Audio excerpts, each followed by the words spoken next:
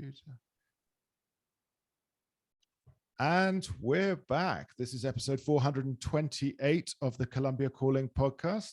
And it's a first-time visitor to the podcast, first-time guest, Dr. Richard Stoller from Penn State University. He's the Assistant Dean for Academic Affairs at the Friar Honors College. All of his studies, his graduate studies, are modern Latin American history. He's, in charge of Latin American studies. And of course, he's got a great fondness for Colombia. He was just down here for the first round of the elections with some students from up there. But let's take this moment to say welcome on the Colombia Calling podcast, Richard. Well, thank you, Richard. I'm very glad to be here.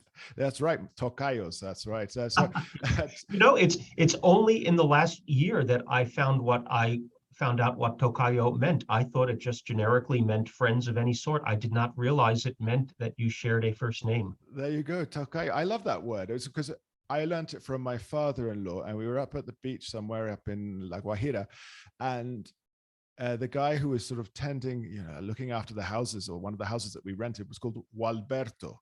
Gualberto. And so my father-in-law went, "Oye, y Gualberto, ¿tienes tocayo?" Like this. And I just thought it was great. The only Gualberto I know, thanks to my degree in modern Latin American history, was the Bolivian Gualberto Villarroel, most famous for being being driven from power and strung up from a lamppost in La Paz in 1946.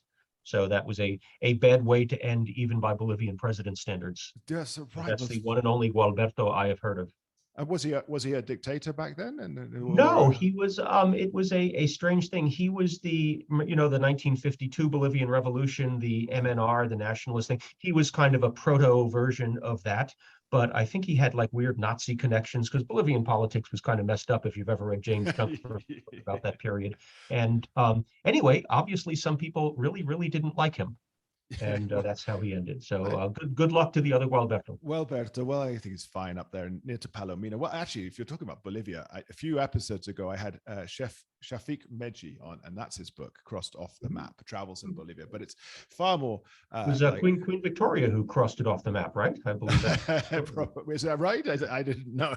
Because the British minister in Bolivia, I think in the 1870s was, or 70s, or yeah, must have been the 70s, was mistreated, was sent packing out of the country. And when Queen Victoria heard that, she ordered it crossed off the map. I think that's at least the apocryphal story. But it must be referred to. You see the kind of fascinating stuff I learned during my several years of graduate studies in Latin American history. But I love it. I mean, that sort of anecdotal stuff I love. And it must be referred to in this book, but I have not read it yet. It's there on my desk, on my list of things. But let's get on. I mean, awesome. Let's pick your brains then about Colombia. You must have all sorts of anecdotes. When did you first get down here then? Let's talk about that. I mean, what was the year you were down here doing? It was August of 1983. So I was an undergraduate student at a small liberal arts college in Connecticut named Wesleyan University. And I wanted to do study abroad that would engage my Spanish studies, my abilities, which I thought were good at the time, but in retrospect proved to be terrible. Much like 5 years from now, people will tell me that my Spanish abilities now were pretty terrible. But my options at Wesleyan were Spain, Mexico, and Colombia. Spain, frankly, never really interested me.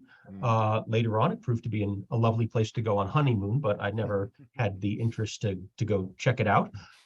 Mexico didn't really move me because I thought I could get in the car and drive to Mexico. Yeah. Whereas Colombia had the attraction of distance and really knowing nothing about it.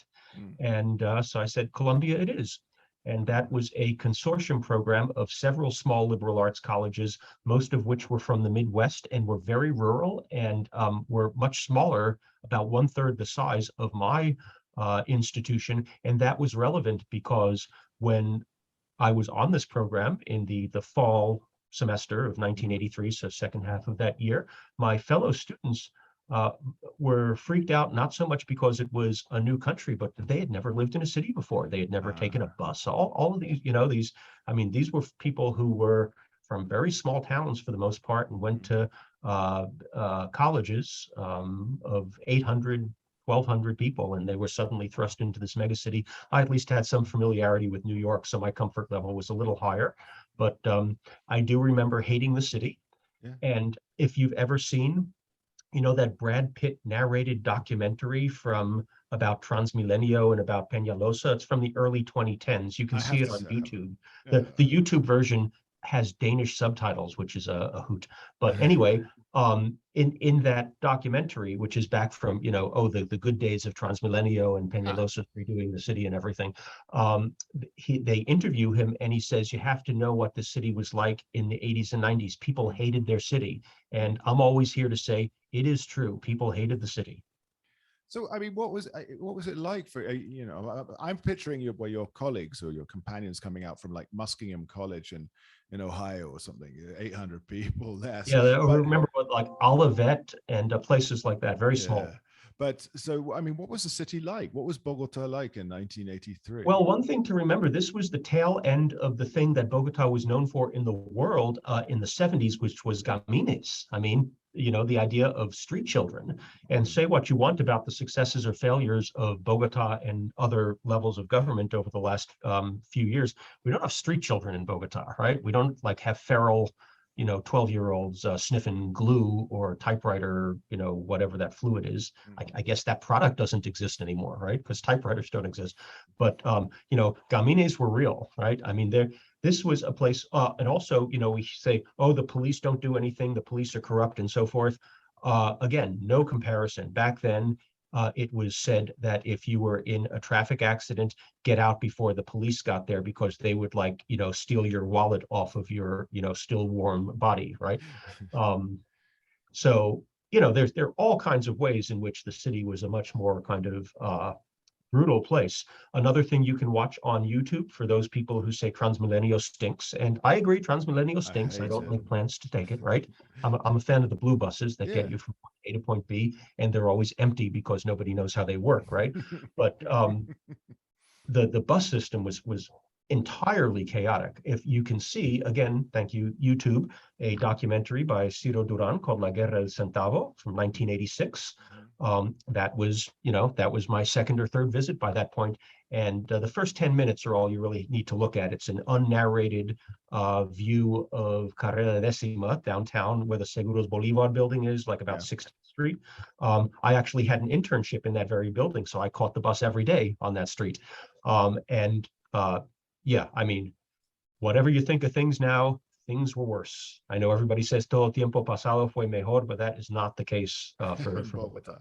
For Bogota. Now, the gamines, you see, someone who I distantly know set up the NGO Children Change Colombia, which was known as Niños de los Andes, having seen a BBC documentary on the gamines living in the tunnels under Bogota and sniffing and so on. In fact, I'm a trustee of that NGO now, but the gamines were a serious, I mean, as you're saying, feral children. And I mean, were these children of, were they just abandoned children by sex workers, displaced? Where did they come from? I really don't know. I can't say. Remember, at the time I was 18-year-old, I hadn't made all I could do was observe. I didn't know anything about, I'm not the kind of semi-professional student of Colombian reality that I've become.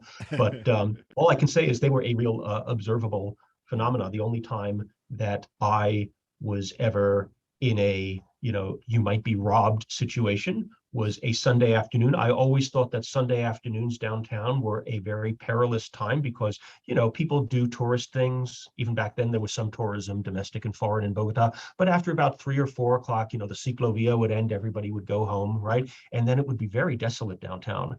And I remember being around the Tequendama, because remember, this was the 80s. It was still the Centro Internacional was the center of wealth and power in Bogota, right? It was the North wasn't quite the thing yet, right? It was already a thing, but the downtown still had some merit, right? Some prestige. And I remember being there, and there was like hardly anybody was out.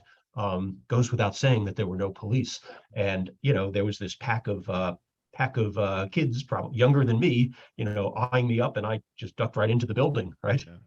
And waited there for like an hour until they got bored and left. Oh, good. Well, it's the only time I've ever been robbed was a Sunday evening in downtown Bogota. And again, it was a kind of feral child. He must have been about 12. But then again, I said at the end of it, it was my fault. I shouldn't have been doing it. I know this. I know I shouldn't have been there. I know I shouldn't have been walking. Well, this gets to one of the perverse things about Colombia, the whole culture of, dar papaya, the idea that, it's the fault of the person who, you shouldn't have done those things, right? Yeah. And, what level of societal dysfunction have we had forever in Colombia, at least urban Colombia, that, the first instinct is to blame the victim. I mean, the person who gets robbed leaving the bank and the police say, oh, no, it's your fault. You should have called us to accompany you, right? As if being accompanied by two police officers leaving the bank isn't a marker that you should be robbed as soon as the police leave you where they're leaving you. I mean, they're not going to accompany you for life, right? Yeah, I don't. But you've internalized the whole "I shouldn't have done that" thing. Yeah, right? Well, definitely there's that, but also I will not sign. I sign off if I've had to sort of, instead of trying to do a transfer between banks like Davivienda to Banco de Bogota for hiring a boat or something for some tourists.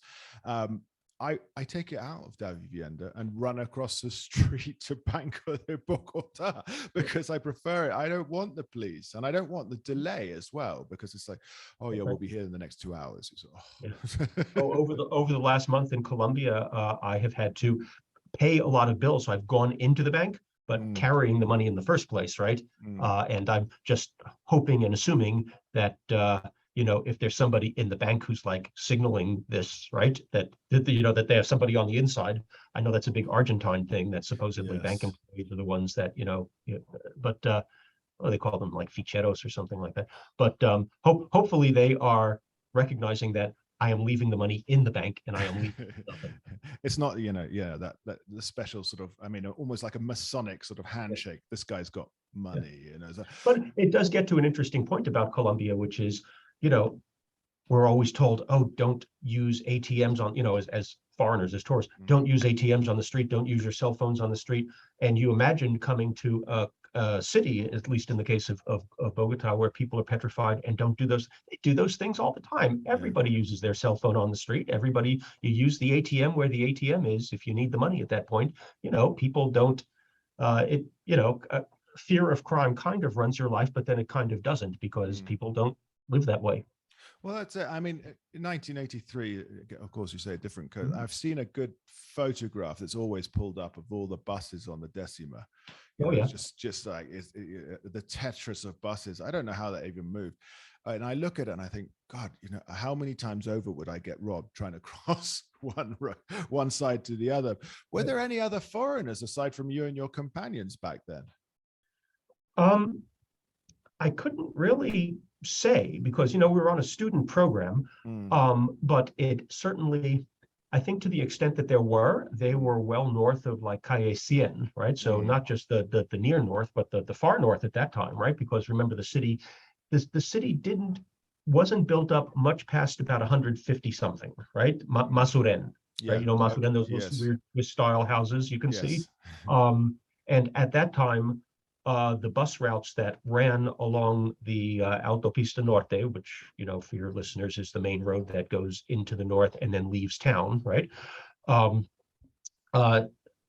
They built some bridges, really right late 70s, so a few years before I came. And the last bridge they built was at 170th Street. And on the buses, the placards would say Tercer Puente, right? So if a bus went to Tercer Puente, or third bridge, then it was really going to the outskirts, right? But people tended to, foreigners, as I understand it, tended to live there. In fact, on my first full day, all of us, the students on this program, our first full day in Colombia, we were taken to the U.S. Embassy, which at that time was that bunker-like building on 13 and 39th. It belongs to some government agency now. It's not the current embassy, right? There's some building that looks like a bunker there, and sure enough, it was the U.S. Embassy. And they gave us a security briefing and said, none of you should live south of Calle 100. And all of us did. All of our host families were, I lived in Federman, right?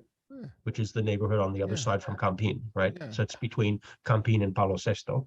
And most of us lived in, places like that, 50s, 60s, whatever, middle class kind of host families. And we were like thinking, oh my gosh, should we not live here? But it was fine. But I mean, I think that back then you were not an expat in Colombia unless you had a very solid reason. Whereas now it's, well, I think now, I guess the growth market, maybe not for Bogota, but from what I've seen online, Medellin, other places, Manizales, is retirement, right? Yeah. And the idea that you as an Anglo North American would retire to Colombia would have been considered very bizarre.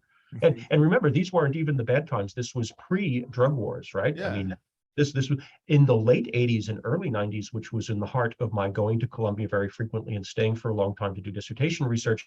There would be times on the plane from the US to Colombia where I would be one of very few foreigners, and the Colombians are like, "Why are you going?" I said, "Well, I'm a Colombian historian. Where else am I going to go?" Nicolas de Ferreman, it's a nice barrio. It would have been nice, middle class, sort of tree It was lined. a very nice barrio. So if you imagine it now, it basically looked like that then, except it was all houses, right? Now it's house, apartment, house, apartment, because it's a very well located area. As my students can attest, rather grumblingly, you can walk from there to downtown because I made them on our first day in Bogota last May 21st. We walked from, okay, not Fairmont, but Galerias, so the next neighborhood. We walked from there to downtown, and I think it nearly killed them, but I did look at my watch. It only took about 50 minutes. It's not far, but I guess when it's your first day, it's a lot of emotion, a lot of things to take Well, in.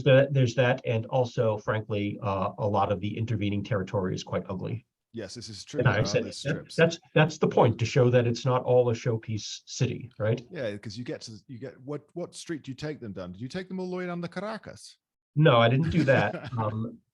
Because actually Caracas is really kind of a mystery. You'd think all of it would be an area of high kind of valorización and everything would be gentrified. But, once you get a little past or north of the Javeriana, until you get into the 60s, it's like a dead zone. And if I had money, I would just buy all that property, right? Well, its own. I mean, there are things going on there, but there's also sort of there's that murky world, isn't there, where the El Castillo used to be the brothel there next to La Piscina, and El Castillo got taken over by well, it was Extensión de Terminos or whatever it's called.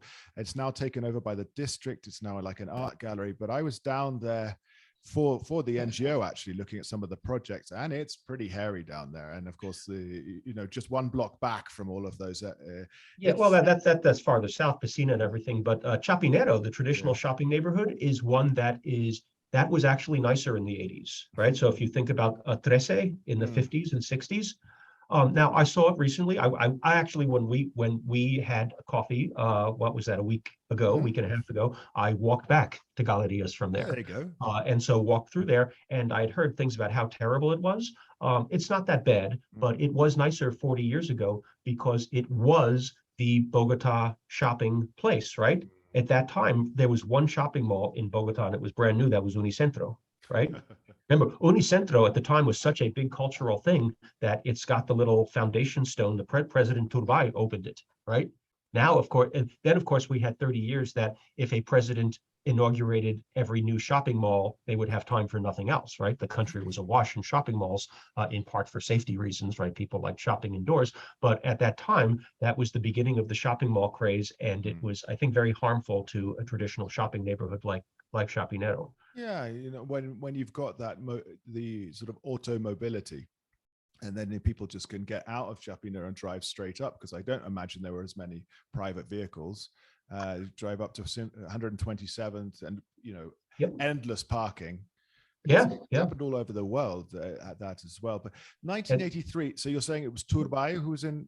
No, it was Betancourt, but Unicentro was a year before that. I think he inaugurated. I think it's from late '81. The Unicentro. I don't know. But no, I was there when Betancourt was president. So it's like everybody's first visit to Colombia coincides with like a peace process. That was my first peace process, right? And how many have we been through since then? Oh yeah, and of course then Betancourt was president during the Toma del Palacio as well. Well, the Armero and that, right, which took place within just a month and a half of each other. But they weren't. I mean, you didn't coincide, or did you coincide? I don't know. No, that was actually between visits for me. So basically, I was there from August to December of '83, and then I was there for a couple of months. I got a small grant to do an undergraduate thesis, and so I was there in mid 1984. And then I wasn't there in 1985. Turned out to be a really good year not to be there, at least the latter half. And then I was there for much of 86. But yeah, so that's. Could you see it changing then? Could you see it turning into like the drug war beginning? Really not until maybe when I was there in 1988. 88, 89 was a time when I was there for more than a year continuously. That was the bulk of my dissertation research. It was considered earlier to be solely a Medellin thing. Remember these, well, I don't know when they went out of business. You may not have crossed paths with them, but there were these two sensationalist Bogota tabloid newspapers. One of them was called El Bogotano and the other was called El Espacio, right? And they had all kinds of gory stuff. And I remember in 1983 or 84, there was a headline that says, Medellin, ¿a quién le toca morir hoy? You know, Medellin, whose turn is it to die today? This was considered a Medellin thing, right? Bogota had as emerald violence, right? You would always hear about some emerald guy getting whacked, right? But it was not a drug thing. And Santa Marta had little marijuana, small scale pot exporting cartel wars, but it was almost a funny thing unless you were one of those people, right? But Medellin was considered where all the bad stuff happened at the time. It wasn't until later in the 80s that it was, extended, to the rest of the country. Perhaps that feeling of Bogota being separate from it is, one of the big problems as well. It's like, oh, it's not coming here. It's not going to reach here. It's a Medellin thing. And then, of course, Pablo Escobar gets elected, doesn't it? Well, it came to the rest of the country, not because drug trafficking became generalized to the rest of the country, but because that was a strategy of Pablo Escobar to bring that violence to the rest of the country as a pressure tactic against the government. I can tell you, I lived largely in Santander, so Bucaramanga, in 88, 89, and there was just an enormous boom in Bucaramanga at that time because people from Medellin were buying up property to go live there because it was very placid, right? So, my memories of being there during the worst of all of this are, mostly uneventful with regard to all of those things, because really the only drug war things that occurred in Bucaramanga were, okay, they were significant. One of them was significant, was that Vanguardia, which the Bucaramanga newspaper, got its own bomb, like El Espectador did, because they were, hardliners against Escobar. And also there was the Medellin versus Cali kind of cartel war a little later, and there was a drugstore chain. I won't name the drugstore because it still exists, the chain. I assume it's in better hands now, which was identified with the Cali cartel. And so I know that the Bucaramanga branches of that would sometimes get blown up. I know the one. I'll name it. It's La Rebaja, isn't it? La Rebaja, right. And, so, okay. And also there was a radio network, I think it was called Grupo Radial Colombiana, which people called La Cadena Blanca, because I think at the time it was thought to be tied to the Cali cartel. And so affiliates of that would sometimes get, their little surprises. Wow. So that brings me your studies then, Santander. You must have been looking into liberals and conservatives if you were up there. Well, what else would you do? Los comuneros and everything. No, I'm not a comuneros. I'm not a colonial era person. Comuneros between Anthony McFarland and John Letty Phelan, I think we've pretty much, and also Mario Aguilera Peña for a Colombian study of that. I think we're pretty set on the comuneros, right? Okay. Except for there's always room for another Colombian kind of telenovela about it.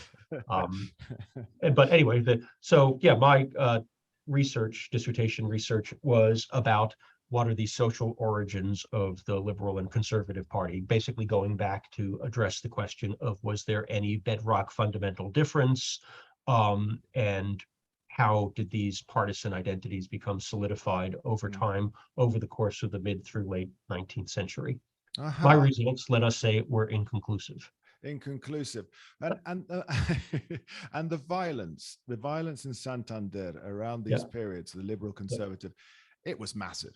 I mean, it was You must have found documentation for this. Yeah, well, remember, there's violence and there's violence. 19th century were pretty much set piece civil war battles, interspersed with periods of great peace, right?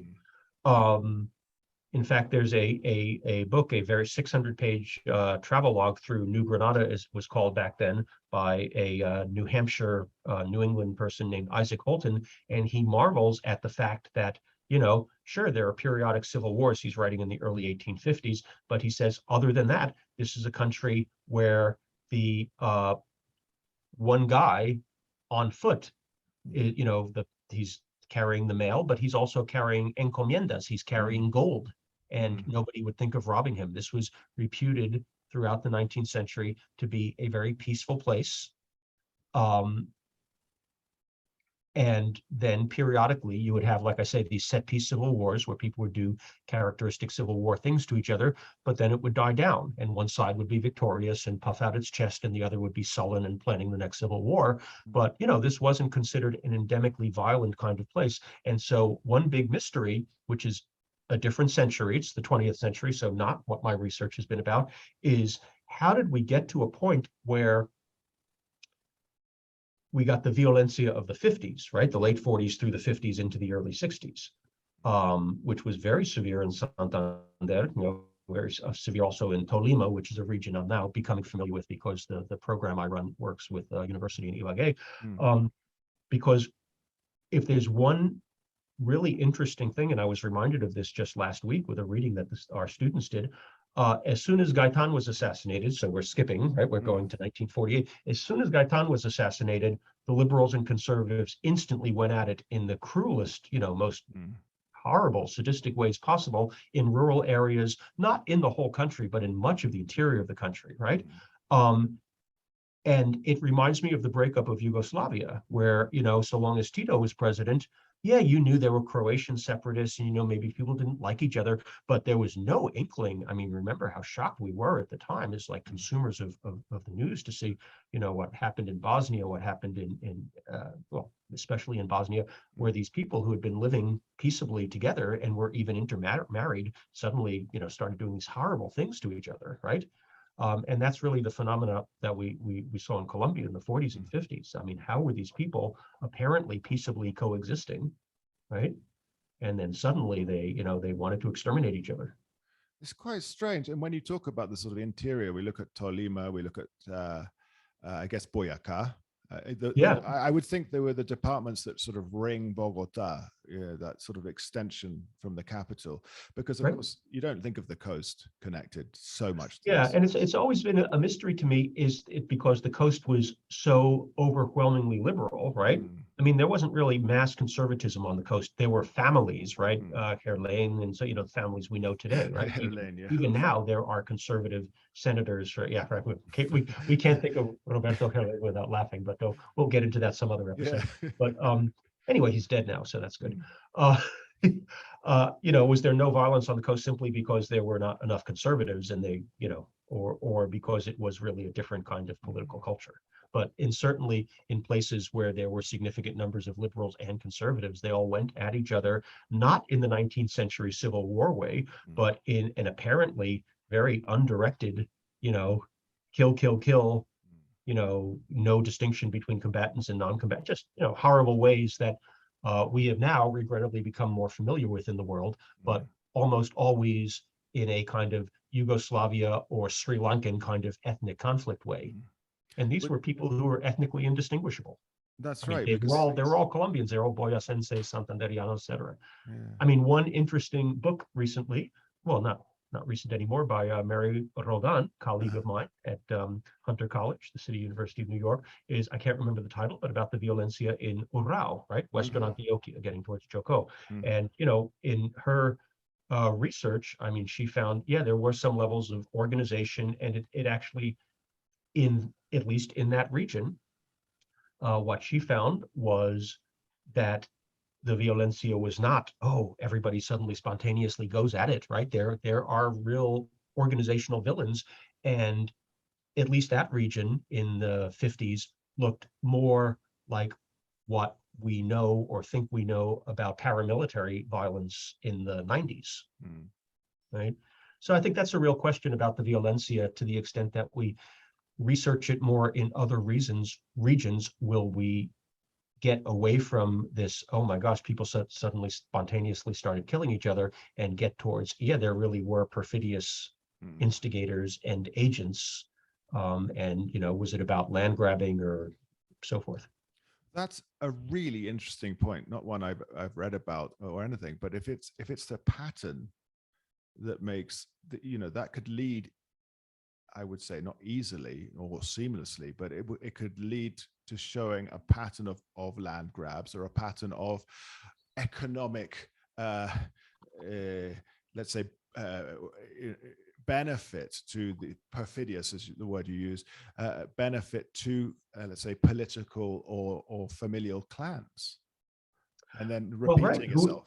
Who were the winners and losers from the violencia? We know who the losers were, not just people who died, but people who were displaced. I mean, what's the origin of Bogota as a megacity? And getting to your earlier question, where did Gamines come from? The 80s are long enough ago. It's closer to the 50s than it is to now. I wouldn't be surprised if many Gamines were the second generation of people suddenly and violently displaced from the countryside to Bogota from the violencia. But there's a very interesting recent book by Robert Carl. Yes, excellent. Excellent. And the interesting thing there is that was the first peace process, right? The reconciliation between liberals and conservatives. And what we see now is what we saw then, which is that initially, like, yeah, we're going to have a commission of inquiry. We're going to get to the bottom of this. We're going to find out who and then, of course, there was a conspiracy by liberal and conservative elites to say, we ain't touching that, right? We're going to give some token number of people their land back.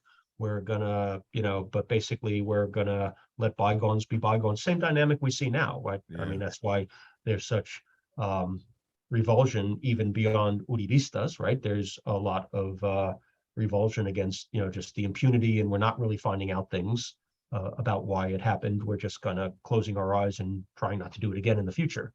But we've seen this script before, and the innovation in Robert Carl's book is to show that the violencia was, it ended this way. I think we should name it. It's called Forgotten Peace, isn't it? And yes. It's an excellent. I had him on the show way back. It's in the hundreds or 200s. But excellent. I've had an opportunity to meet him on a couple of occasions and listen to him speak. I mean, what a study, what an investigation.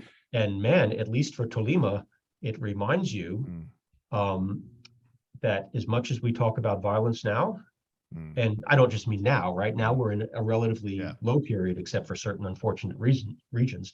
I mean, if we think about around 2000 when things were really bad, or we think about 1989, which was a terrible year. In fact, I have a book behind me called 1989 by Maria Elvira Samper, which is an oral history of like every bad thing that happened. That is nothing, right? I don't just mean it's nothing compared to 1950 to 53, right? I mean, it's nothing compared to the first few years after the alleged formal, pact to end the violencia. I mean, 58 through 63 was already under the National Front. And I mean, he's got graphics in Tolima. It's like every week, right? 50 people here, 30 people there. And this is a small department, population-wise. It's big geographically, but it didn't even have 1 million people then. I mean, you're talking about the impact of the violencia on Tolima outside of Ibagué, which was a place people fled to, right? Where you could have some anonymity, as in most larger cities. Like 5% of the population dying during this period. I mean, dying by violence. So, not to discount all of the recent violence that we've been at least indirect observers of over the past several decades, but man, the 50s, I don't think people grasped the extent of that violence. And I think, so people of my dad, who rest in peace a long time ago, but my dad would say, Colombia was always a violent place. He's thinking back to that as the 1950s. He's thinking back because, that reference you made to the traveler in, the late, I guess it was the early 19th century or something, saying it was, you could walk with the mail and gold across the country. But then there's that image, and we always say, Colombia's always been violent. But that's because of that, the 1950s, and of course the Bogotazo. These are, red flags that come up, and then so it's really fascinating. And then when I think about Tolima, because I think about Tolima as one of the first sort of coffee regions around. Yes, that's right, Cundinamarca and Tolima. And also Norte de Santander. Yeah, I think about those, and then that violence presumably pushed the coffee trade, towards Risaralda, Quindío, and other states. Would you say something like that, or? And that's entirely possible. I don't know. I mean, you've observed what everybody's observed, which is that the initial coffee regions were not the later coffee regions. Yes. And I don't know if that was because of violence and displacement, or because those newer regions had, whether climate-wise or anything else, they had certain competitive advantages. That's a story that it's possible. That's not a literature that I know much about, but it's possible that Marco Palacios's book from like 45 years ago might get into that. But it is true that, you think about the Hacienda Coloma, that kind of touristy coffee place around Fusagasugá. I mean, that was a real commercial coffee growing region. And I don't know that it's not that it no longer produces coffee, but the coffee it produces now pales in comparison with other parts of the country. And so I don't know whether those initial regions fell off or whether they were then dwarfed by other places that were simply better at producing it. I'm going to look this up because I think this is really a fascinating evolution. Or of course, it could be, due to population. I mean, we know that people from Antioquia work. They are known to be the really industrious people. And when it was and I don't know enough about what goes into success versus failure in coffee cultivation and export to know what the determinants are. But one interesting thing about Tolima, it's not that you move out of Tolima into farther west. Northern Tolima, at least, was the last place to be settled, right? It was empty. I shouldn't say that, of course, especially with our current sensibilities. It had an indigenous population that was ruthlessly, treated and hounded to the brink of extermination. But in terms of what we would consider kind of European settlement, Northern Tolima was basically empty until the 1870s. If you look at the time of foundation of Líbano or Murillo, or Villahermosa, all those places around there, those are 1870s or later. They're remarkably late.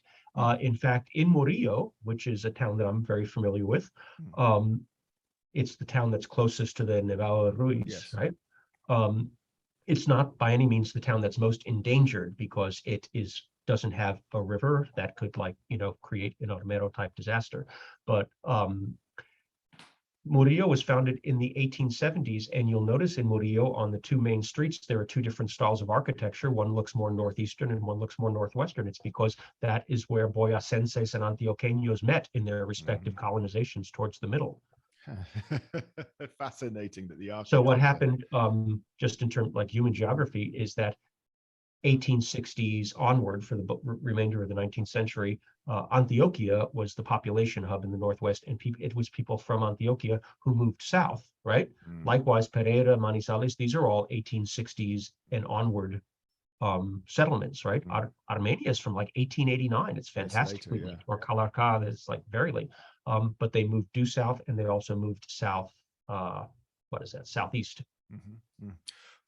That's really very interesting indeed. I mean, the Tolima history is something that really appeals to me, and I always try and buy my coffee as well from Tolima or from around bouts. It's got two histories, really. It's got the northern Tolima one, which we've been discussing, and then the southern Tolima one, which is much more heavily indigenous and is not like a recent, more recent colonization thing, right? Natagaima is that region.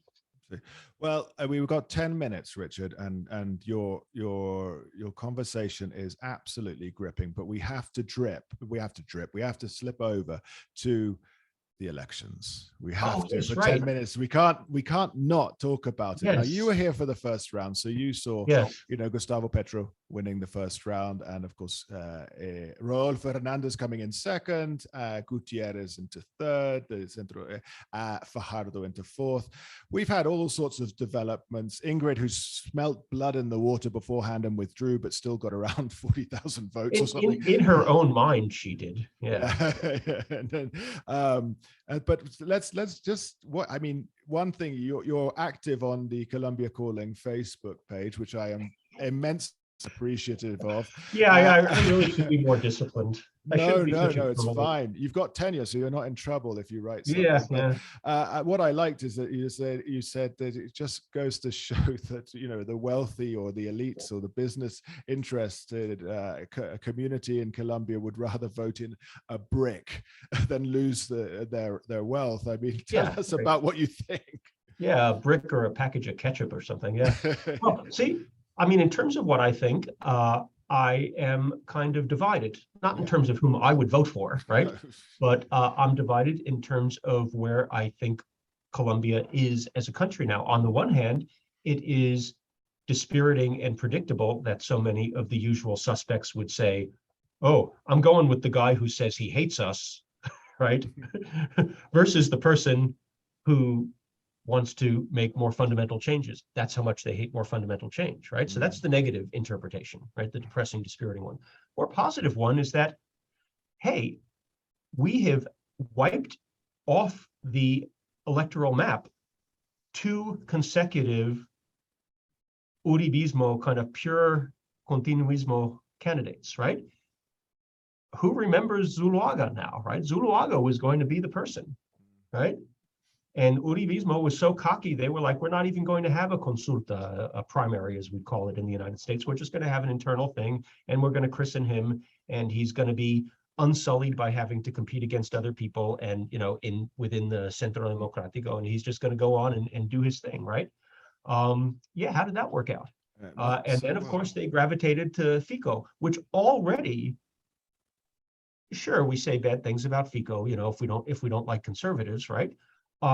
But as I mentioned to you last week when we met, you just go read his manifesto, which I'm sure hasn't been scrubbed from the internet yet, even though he's yesterday's man. He's like, I voted for the peace agreement in the referendum, right?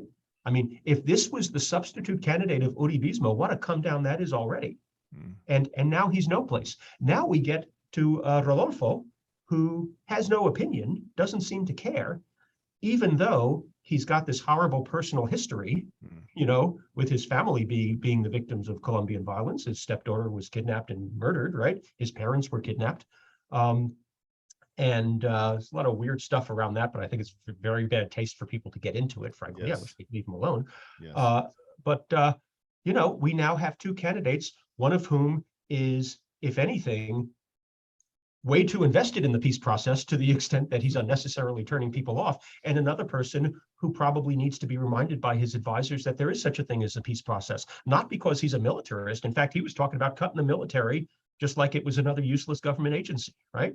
Yeah. How cool is and unexpected is that in the Colombian context? So, you know, the happy interpretation is that, wow, Uribismo has really been killed off, not with a bang, but with a whimper.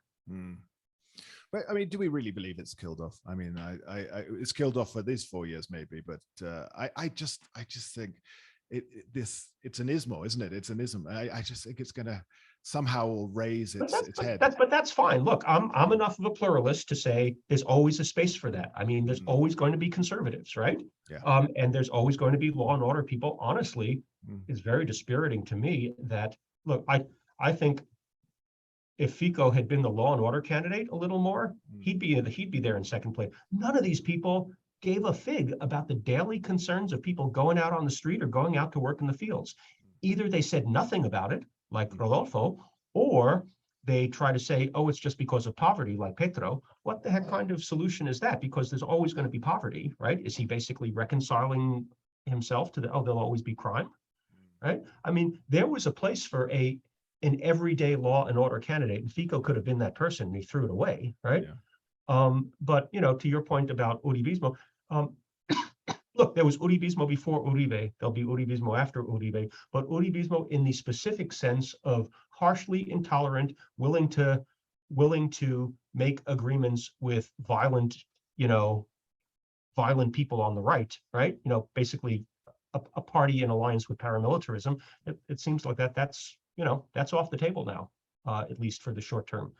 And, you know, Uribe now himself looks like an old, decrepit person, even though he's not that much older than me. I wish he would just sort of go and, you know, dote on his grandchildren. I mean, he totally blew it. I mean, the popularity he had in 2010 when he left office, he did a whole kind of TV variety show where he brought up his cabinet ministers and interviewed them like a game show. I won't say everybody loved Uribe. A lot of people hated it, but he was a broadly popular person, but he just couldn't leave it alone. And he would have signed that same stupid peace treaty. He just couldn't take that it was someone else. Yeah. I mean, he's a remarkable, he's as interesting in his own way as Nixon was, as just, for somebody to do a psychological portrait of Uribe, like Gary Wills did many years ago with Nixon Agonistes about, I mean, that's an overdue book, because he's a fascinating person. Kind of would be interesting, isn't it? Would it? So this is a shout out to any academics or any people wishing to get into this. Go and do a psychological evaluation of Uribe. Richard, that should be your next book. I'm not equipped to do it. You're not equipped. I think you are. Actually, I can say I have obviously not been equipped to do any book because I don't have one. So yeah. Well, I have read little parts that you got in books or been. But to the election, to who's going to win, I wouldn't bet more than 50 cents in one direction or the other, because I feel that there is some hidden population of Petro voters who are largely poor, who either work or rest on Sundays, and they had no strategic or tactical reason to go out and vote last time, because it was clear he was going to win in the first round. He was going to get to the second round, but he couldn't win in the first round, right? He was in that sweet spot where people could, go stay home and not vote. And if those people are motivated now and vote, then that can be his margin, right? Yeah.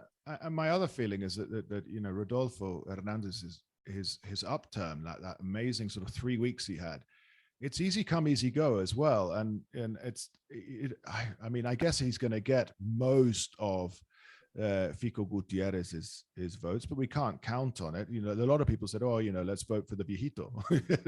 so I don't know. As you said, I wouldn't bet either way. And today we're recording this on a Wednesday. The RCN, who I will not completely believe their poll, but they've got Petro ahead by sort of 0.8% or something.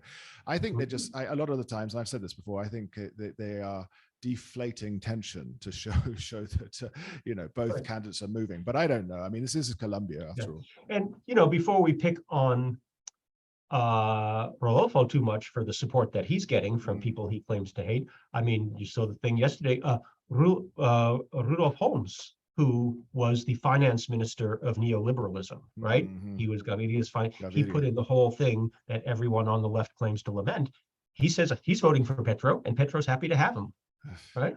So all kinds of weird and you can say, oh, this is terrible. It shows that Colombian politics has lost all of its ideological content. Or you can say, this is what we have in a normal country, right? In a normal country, people do not get in reflexive freak out mode, and they don't automatically, align themselves, and because that doesn't lead to any place good, right?